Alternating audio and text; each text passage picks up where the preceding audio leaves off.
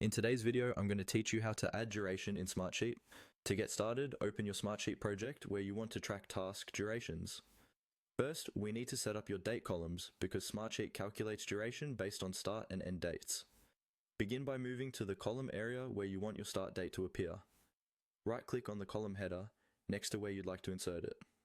From the menu that appears, choose Insert Column. A setup window will open so you can define what kind of column this will be. In the column type options, select Date. This tells Smartsheet that this column will store calendar dates rather than text or numbers. In the column name field, type Start Date. Giving it a clear name helps you and your team quickly understand what the column is for when you're working with the sheet later.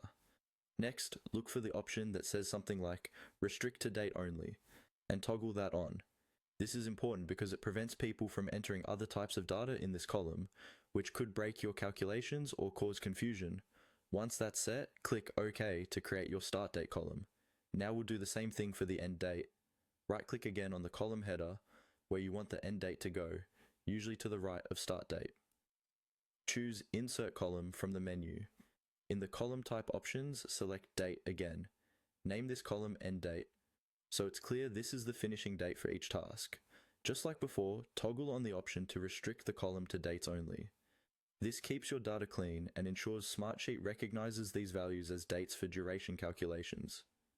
Click OK to create your end date column.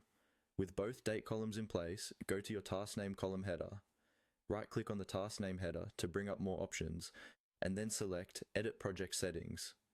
This is where we'll tell Smartsheet to treat this sheet as a project sheet with dependencies and durations. In the Project Settings window, find and enable dependencies.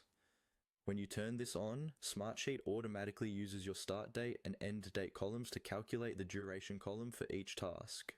Finally, click OK to apply these settings, and then confirm any remaining prompts by clicking OK again. You now have start and end dates configured, and Smartsheet will calculate task durations for your